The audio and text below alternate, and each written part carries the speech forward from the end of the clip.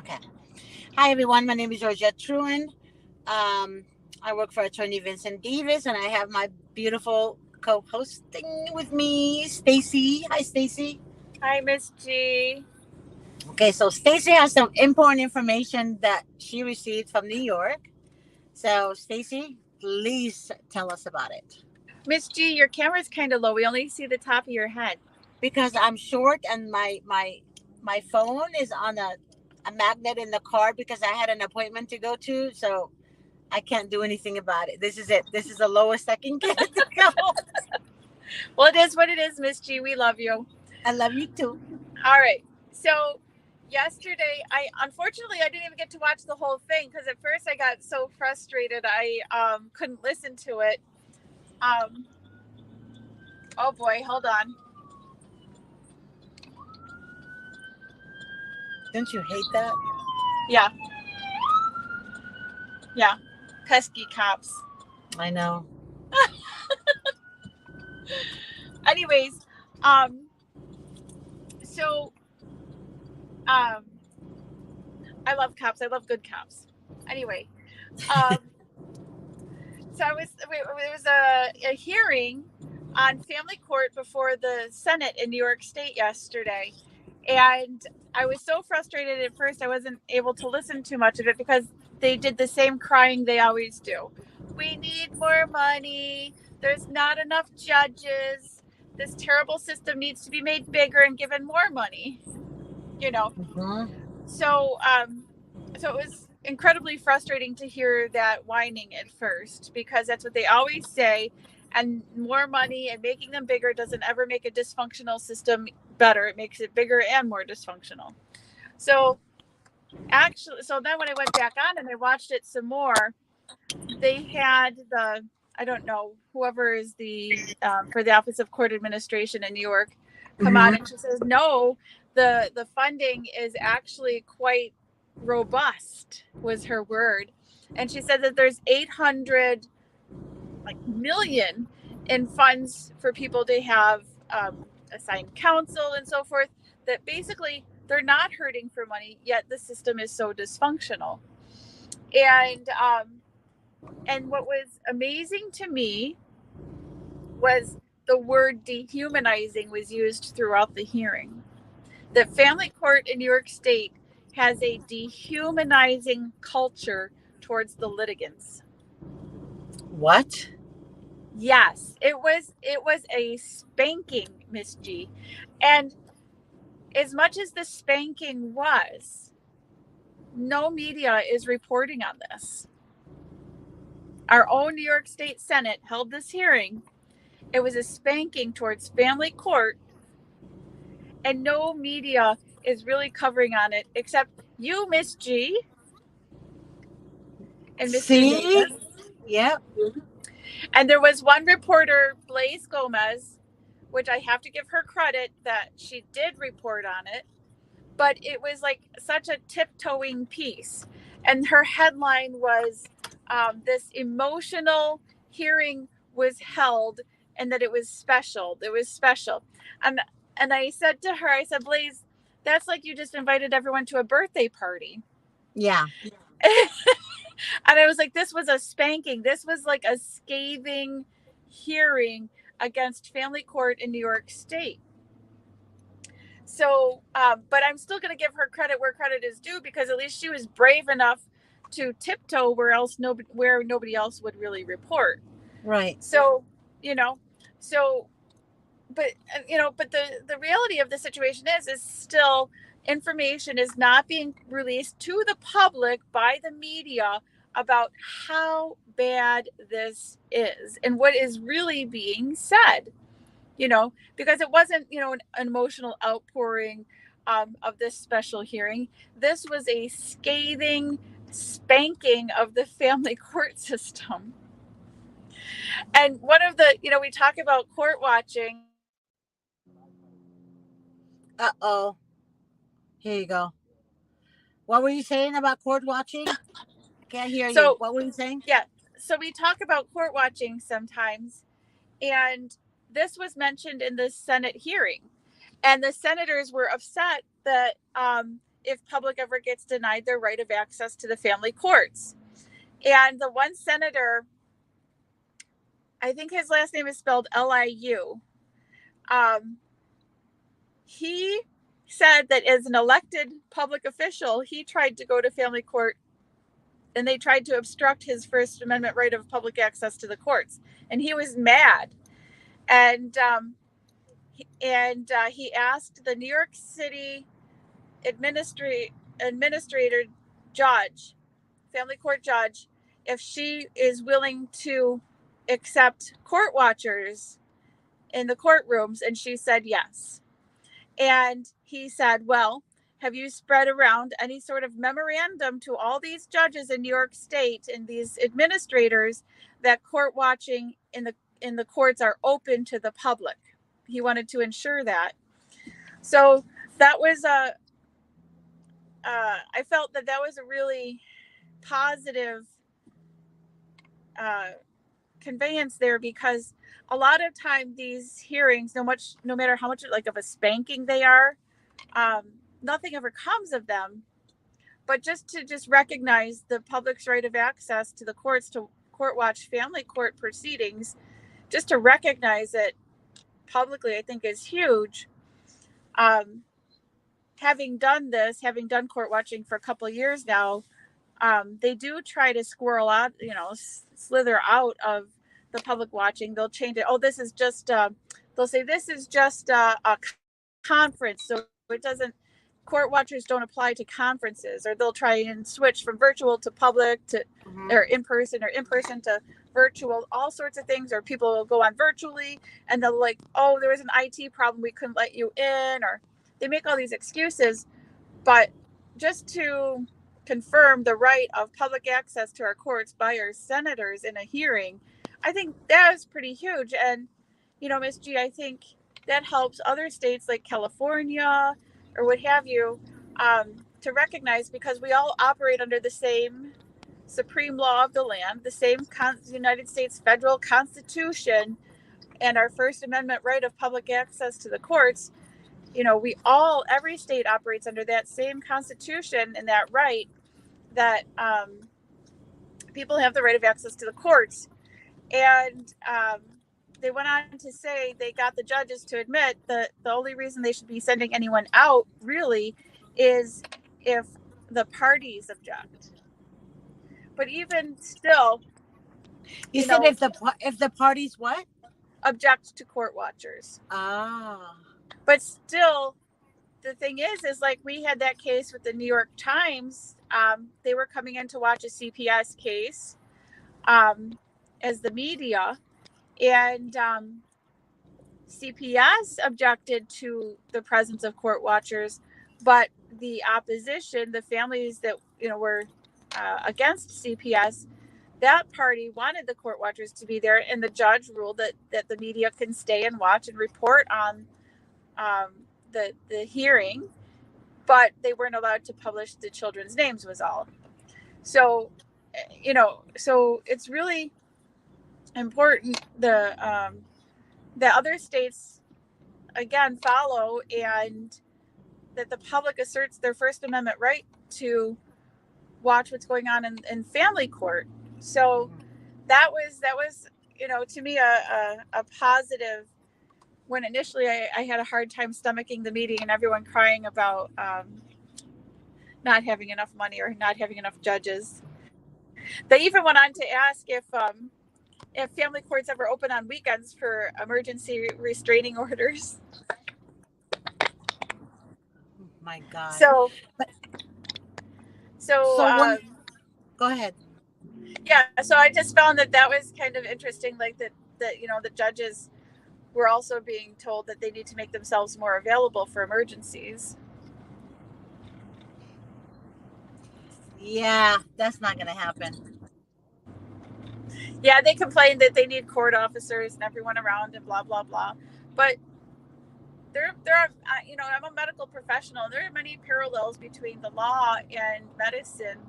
And we have on-call physicians. Yep. And you don't need to open up the office for that.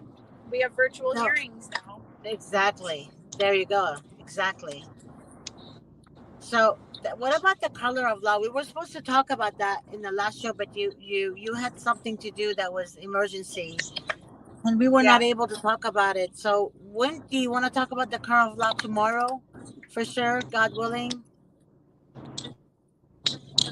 Wait, today's not Friday, right? Yeah. Today's, Today, yeah. Wait, no, today's today's Thursday, Thursday, right? Miss G. Yeah. So yeah, tomorrow we can talk about the color of Thursday. law. Yeah. What do you think? Yeah.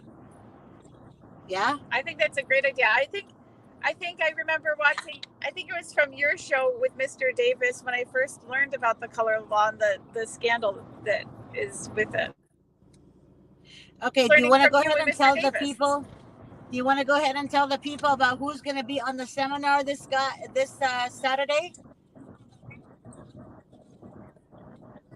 Oh, yeah, this is going to be big. Um, so I believe Mr. Davis himself, the master of ceremonies, right?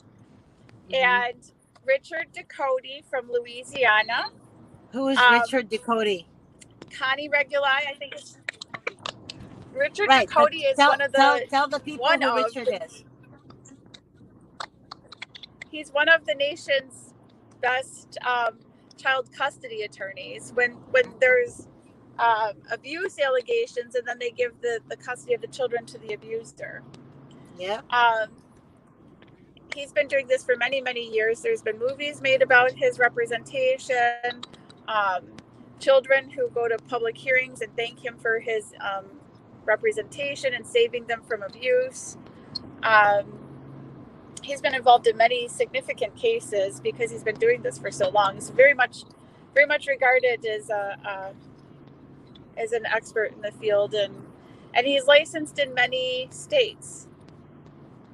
He's licensed in California. He was in when I spoke to him. When I spoke to him, he was in a hearing in California, in L.A., downtown L.A. And I'm like, "Are That what a you surprise! kidding me, Richard?" Yep. What a surprise that was, right? I know. And he's like, "Man, I wish you would have called me yesterday. We would have gone to Starbucks or something." Well, I was Yeah. thinking if he's not done with his case, you should court watch for his case.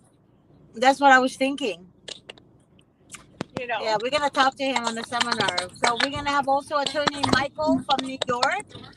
I told him Nice. the firecracker of New York. Yeah. We need He's gonna, firecrackers in this. yeah, and he also fights CPS as well. He's gonna be in that seminar, and I'm so excited. And Connie is also gonna be in the seminar again, and attorney Seaver is gonna be in the seminar. Um, I forgot the other names of the attorney, but it's gonna be a big seminar, especially having Richard and Michael together as a. Oh my God, that's dynamic. And then you and me, Miss G. And Don't yes, forget you you and and me. me. Let's not forget you and me, Stacy. It's gonna be nice. So yeah. So I'm excited about Saturday. Really, I can't wait. I can't Yeah. wait to actually talk to Richard. Like me and you talk to him. Mm-hmm. Yeah, I think it's gonna be great. And Michael. Yeah. Oh, So you know who? I'll tell you who Richard Ducote is. I'll tell you another thing about Richard Ducote. He you know that term parental alienation syndrome. yes, You know, and how they use that term to sex traffic kids to pedophiles. yes, and let's use that term also to steal children from their mother Yeah. So and give them to the abuser. Correct. Richard Ducote cross-examined that psychologist Richard Gardner who coined that fraudulent theory. And after Richard Ducote cross-examined Gardner, Gardner committed suicide Oh or was my God. murdered, one or the other, because because he was exposed as a fraud. Oh my Yep. gosh. That's one of Richard's feathers in his cap that he took that guy down. Oh my gosh. Yep. Because that was so wrong what they did, and making the mothers look like they're brainwashing their children, coercing their children. That's just BS crap. It's just BS crap. Yeah, well, Richard Gardner, yeah, he was a total fraud. He was lying to the courts that he had all these credentials that he didn't ever really have. And he was saying that he treated children, and he didn't. He didn't have hospital privileges for years. And so Richard took on that case. Yeah, and exposed him as a fraud. Mm-hmm. When did this happen? What year? Do you remember?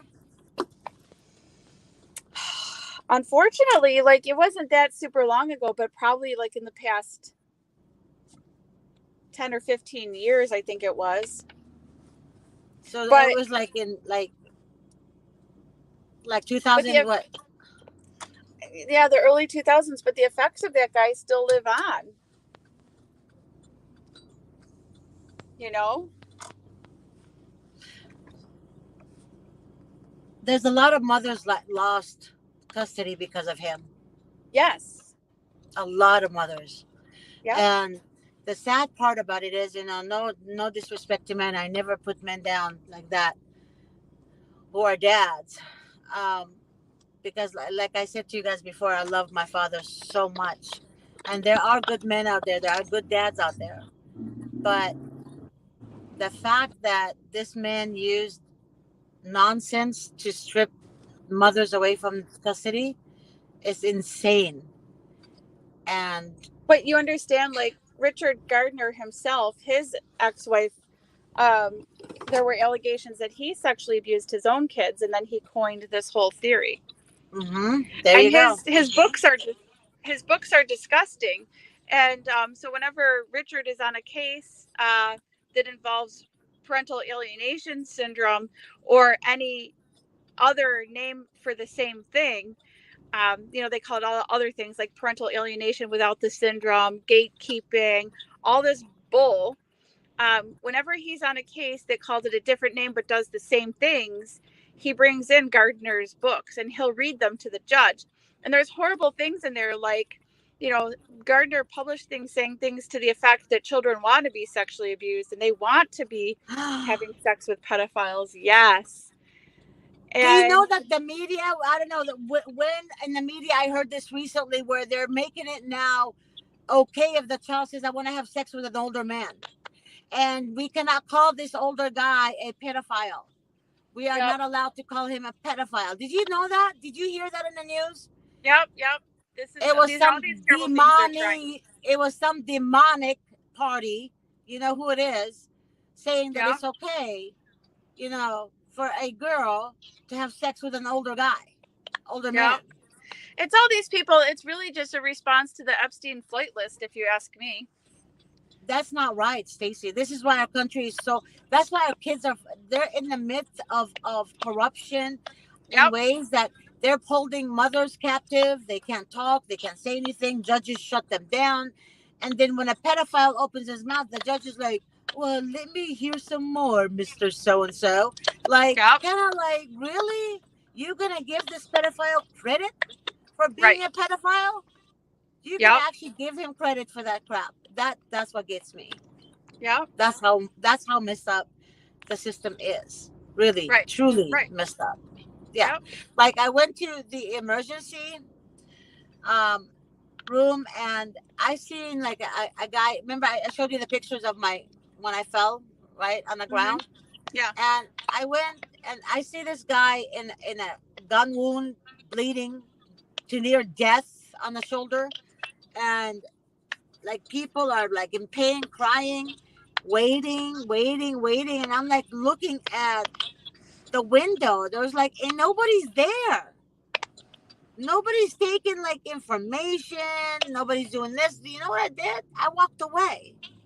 I walked away because I couldn't, you can't even get help in the emergency room. Right. That's not right. And I see children. And then this child is crying, is like, I want my mommy. I think that child was with a foster parent or something. Probably. Yeah, she kept saying, I want my mommy. I don't want you. I want my mommy. You took my mommy. Yeah, like that. And that child was only 3 years old.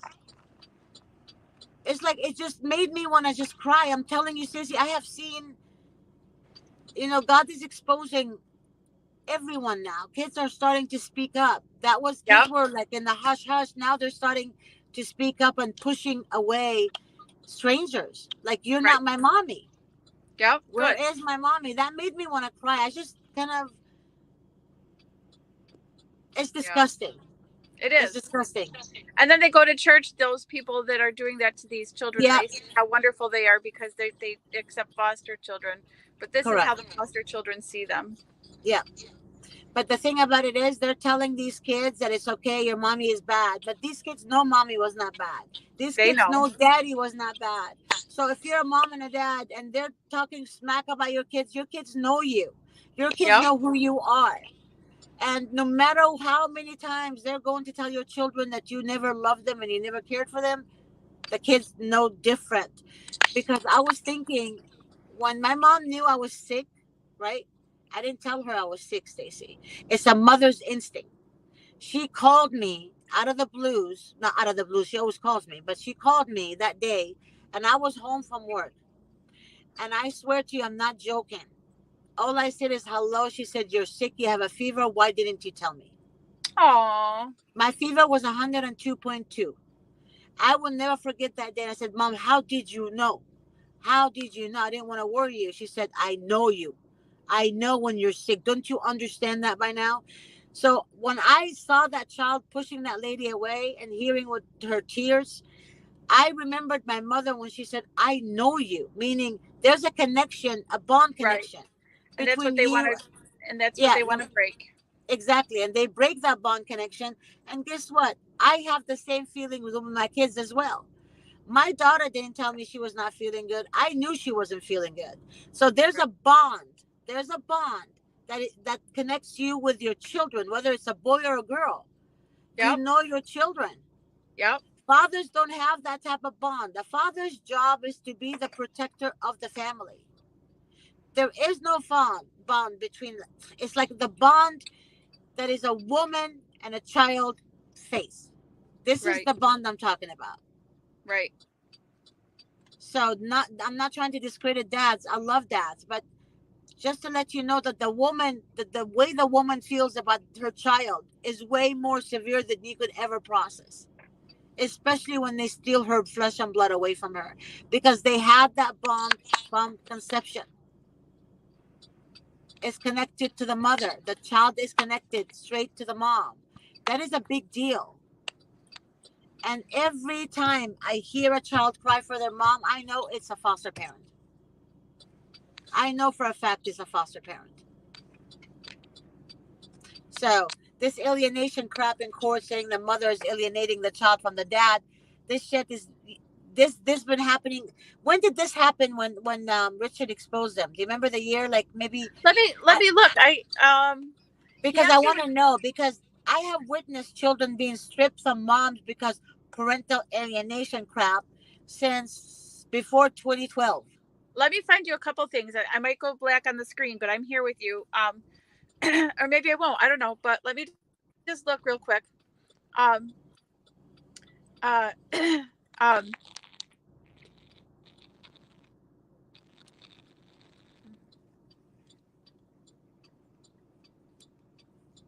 I'm here.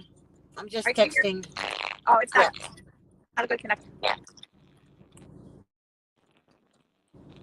I don't think I can hear you, Stacy. But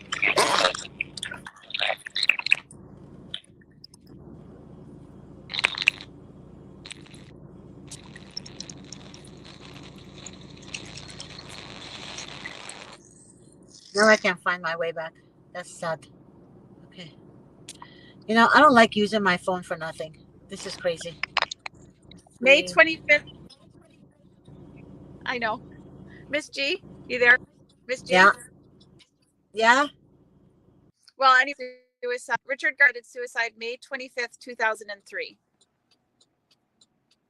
So for 20 years, his bogus theory has outlived him. Are you there, Miss G?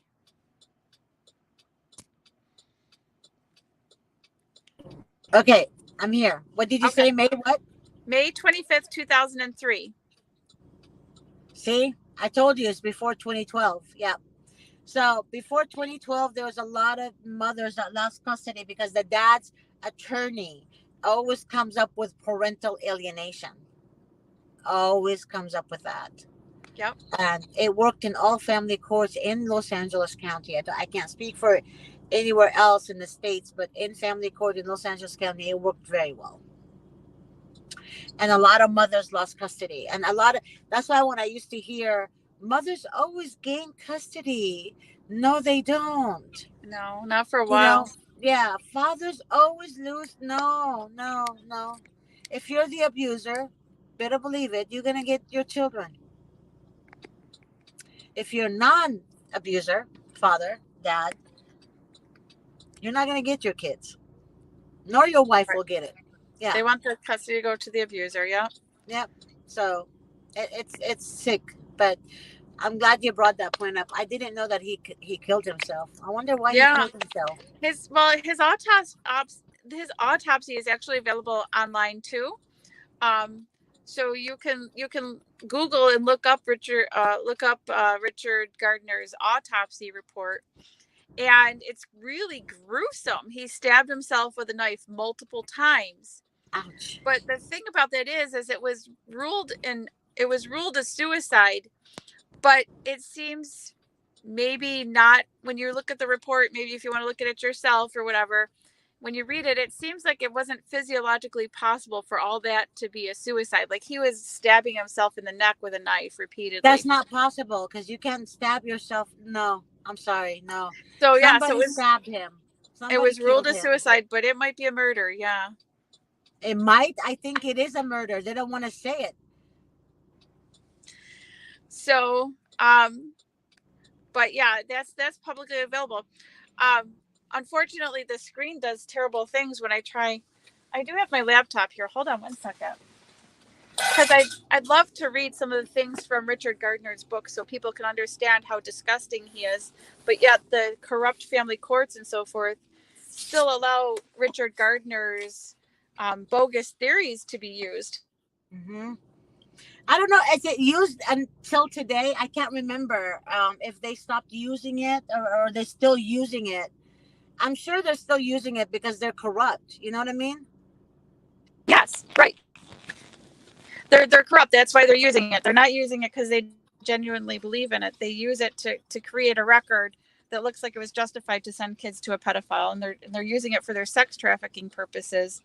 And they Right. also use it because it makes men hate women and women hate men. And then when people are fighting back and forth, then the court system makes more money. And so they monetize off of it in two ways.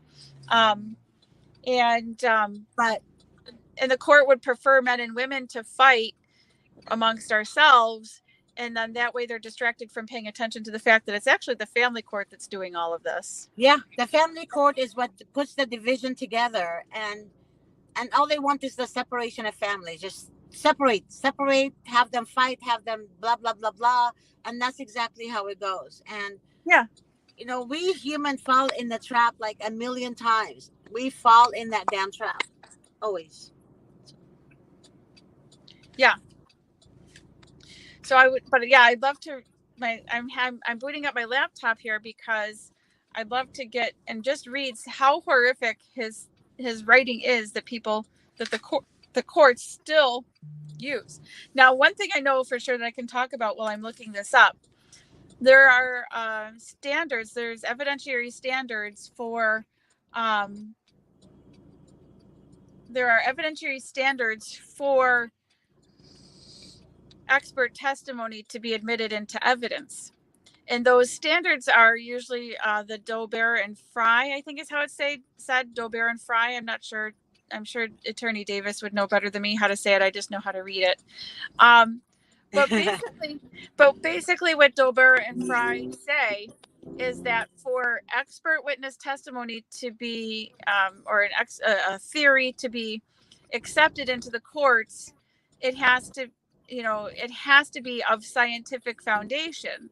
So even the American Psychological Association guidelines say that forensic experts in court are supposed to only base their reports on scientific foundation. So anyone that's using Richard Gardner's theory is already in violation, because Richard Gardner is not scientific information. He was a theory. He was discredited. He was shown by the courts to be a fraud. But furthermore, the scientific method, if you remember being a kid in elementary school, you learned about the scientific method. And the scientific Right. method was you create your theory, you test it, and you use a population large enough that it has reproducibility and it's reliable, and all of that's part of the scientific method, and that's how you get scientific research. Mm-hmm. So Richard Gardner's theory does not hold to Dolbear or Fry because it has to be reproducible and reliable. And we know that Richard Gardner's theory is not reliable because kids end up in actual custody of pedophiles, and children get murdered when the courts use this theory. So it is not a reliable theory, therefore does not meet Dolbear and Fry standards to be accepted by the courts as scientific evidence, Correct. scientific research. But the Yep. family courts, like you said, Miss G, because you're right, the family courts routinely allow this bogus theory because it manufactures a false pretense to allow them to create a record and a narrative to sex traffic children and make men and women fight amongst ourselves and create There you more go. chaos that they monetize from. Right. And then all of a sudden CPS becomes involved. So you always see high conflict cases when the man and the woman didn't get along and the court makes it worse. And then CPS jumps in to save the day. And you know what saving the day means, taking the children or the child from the parents. And then the parents fight some more and then they lose custody of the child altogether. And that's Right. exactly, it's all in cahoots together: family court, juvenile court, criminal court. All these people are in one hand controlling the whole population of parenthood. And that's exactly what it is. I call it parenthood, not, I think there's another name for parenthood, but I guess I meant to say parents' rights. There you go. Parents' rights.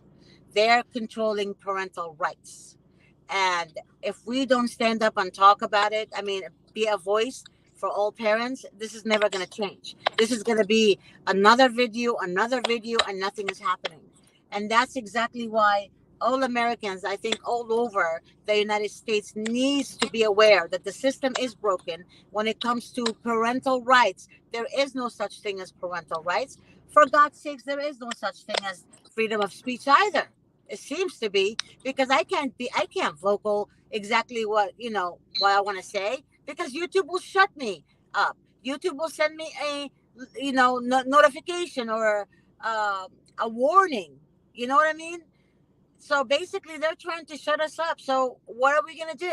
Are we gonna stand up all together, or are we gonna just tell all moms you're bad moms? That's why you don't have your kids. Are we gonna tell all dads you're a bad dad? That's why you don't have your kids? Or are we gonna get to the root of the problem, which is the government? I was on Darren's show the other night, Miss G, and he had twin sisters who did have a bad mom. She was drug addicted. And You were on whose show? That's Vincent's show, sweetie. yes, it is Vincent's show. I was on with I'm not. Darren. You're right. Thank you for correcting me. Yeah, I'm like, what? Okay, And go ahead. and he had twin sisters that were on, and they had the blessed fortune of having an actual good foster home. And the mother was drug addicted, and the mother was the problem in this situation. And the mother even tried to, I don't know if it was commit suicide or somehow, kill her twins in utero. And but they were born and they lived. Um, but that story, CPS was forcing those kids to go back with that drug addicted mother, knowing that she was still an active addict, and she didn't even know if her kids were home from school or not. And my point of that is that was like, it was like a token case and a horse and pony show for CPS to pretend like when you give custody back to parents, this is what happens. Meanwhile, there's all these suitable parents that are waiting to have their kids back, but CPS chooses, for the example, to be an unsuitable parent to pretend like this is what happens when they give custody back to parents. This is not gonna, nothing, none of this is gonna change. None of this is gonna change unless we take a stand all together. I'm being honest with you. So, but not everybody has it. Not everybody's story is the same as those young ladies, you know.